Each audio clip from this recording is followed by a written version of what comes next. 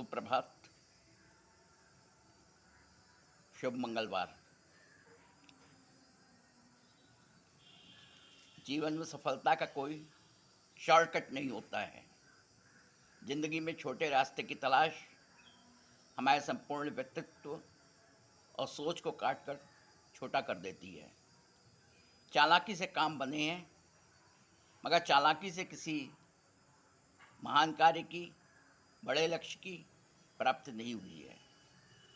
किसी महान ध्येय की, बड़े लक्ष्य की प्राप्ति करने का एक ही मार्ग है, कठोर परिश्रम, स्वाध्याय और आत्मानुशासन। आज हमें बुद्धिमान तो अवश्य होना है, मगर चालाक हरगिज नहीं। May be voice but don't be clever. जब बुद्धिमानी चतुरता की ओर बढ़ती है तो एक प्रकार से बुद्ध की कुटिलता उत्पन्न होती है।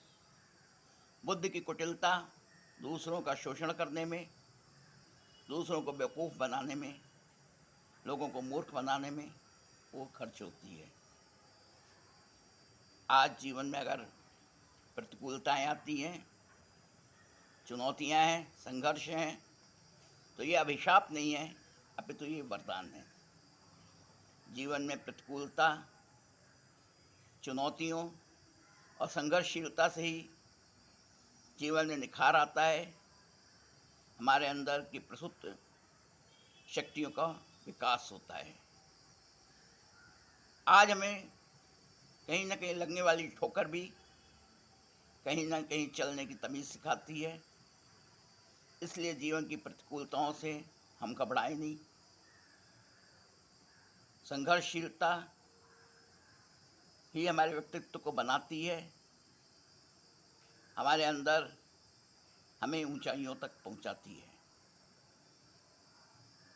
आज अगर हम भगवान श्री राम और श्री कृष्ण दोनों भगवान के अवतार थे, विष्णु भगवान के अवतार थे, भगवत्ता में कोई किसी से कम नहीं थे। मगर हम देखते हैं भगवान राम के पुत्रों का जन्म जंगल में महर्षि वाल्मीकि के आश्रम में हुआ। स्वाभाविक रूप से उनको कोई पिल्लो बेड नहीं मिला होगा, घास में जन्म लेते ही घास में डाल दिए गए होंगे। उन्होंने जीवन की प्रतिकूलताओं को झेला, गुरु के आश्रम की घास भी साफ की होगी, खेत भी बचाए होंगे, खेत में जानवर भी चराए होंगे, गाय चराई होगी, गोबर भी लाए होंगे, लकड़ी भी बीनी होगी। मगर उन प्रतिकूलताओं ने, उनकी संघर्षशीलता ने उनके व्यक्तित्व को इतना सशक्त कर दिया, सुदृढ़ कर दिया कि 12 वर्ष के लव कुश ने भगवान श्री राम के अश्वमेध यज्ञ का घोड़ा पकड़ लिया। वह सेना जो लंका को मार कर रावण को जीत कर आई थी, उसको पराभूत कर दिया। भगवान राम के तीनों भाई भरत, शत्रुघ्न और लक्ष्मण रणभूमि में मूर्छित पड़े। हनुमान जी को बंधक बना लिया। जो लंका के राजा विभीषण थे, जो वानरों के राजा सुग्रीव, युवराज अंगद के राजकीय वस्त्र मुकुट उतारते हुए एक विजय पताका फहराते हुए आ गए। उन्होंने राम की कीर्ति कौमुदी को अमर कर दिया, भगवान राम के नाम को अमर कर दिया। उसकी तुलना में हम भगवान श्री कृष्ण को देखते हैं। उनकी भगवत्ता में भी कोई कमी नहीं है। भगवान विष्णु के वैसे ही अवतार हैं, मगर उनके पुत्रों के जीवन में संघर्षशीलता नहीं थी। वे उनके जीवन में कोई द्वारिका के राजमहल में रहे, आराम की ज़िंदगी जिए, सारा वैभव पूर्ण जिंदगी थी। श्री कृष्ण यानी विजय पर्याप्त था। जहाँ भगवान श्री कृष्ण जाते थे वहाँ विजय अवश्यंभावी थी। यानी उन्होंने अपने पौत्रों के लिए कुछ करने को छोड़ा ही नहीं। उनके जीवन में अकर्मण्यता आ गई। अकर्मण्यता ने उनके जीवन में विलासिता, और विलासिता ने उनके जीवन में कोई संघर्षशीलता नहीं थी। परिणाम वो आ गया, सत्ता से पनपने वाले सारे विकार, सारे दुर्गुण उनके अंदर आ गए। उनमें समाज के संत शक्ति के प्रति कोई श्रद्धा नहीं थी।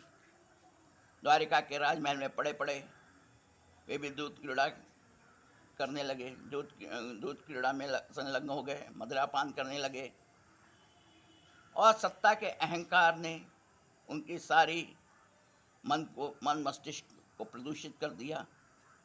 यानी पूरे ब्रह्मांड में धर्म की सत्ता स्थापित करने वाले भगवान श्री कृष्ण स्वयं द्वारिका के अपने राजमहल में धर्म की सत्ता को स्थापित नहीं कर पाए। और उसका परिणाम क्या हुआ? भगवान श्री कृष्ण के जीवन काल में ही उनका पूरा यदुवंश आपसी कलह में, द्वेष में समाप्त हो गया। यानी भगवान श्री कृष्ण के और राम के पुत्रों में इतना अंतर क्यों? तो उसका कारण यह है, उनके जीवन में कोई संघर्षशीलता नहीं थी, किसी प्रकार की समस्याओं का सामना नहीं किया था। अगर जीवन में कोई समस्या आती है तो हमारी बुद्धि को जागृत करती है। अगर कोई सवाल है, हर सवाल का जवाब है, हर समस्या का समाधान है। तो इस प्रकार का अगर कोई समस्या आती तो हमें समाधान के लिए खोजने को प्रेरित करती है, हमारे अंदर की शक्तियों को जगाती है। तो जीवन में उनमें विपत्तियों के, संकट के महत्व को समझें। ये भी एक प्रकार का ईश्वर का वरदान है, जिसे हम लोग अभिशाप समझते हैं। हमें लगने वाली एक ठोकर भी कहने के लिए चलने की तभी सिखाती है। धन्यवाद। देखो मुँह आया है।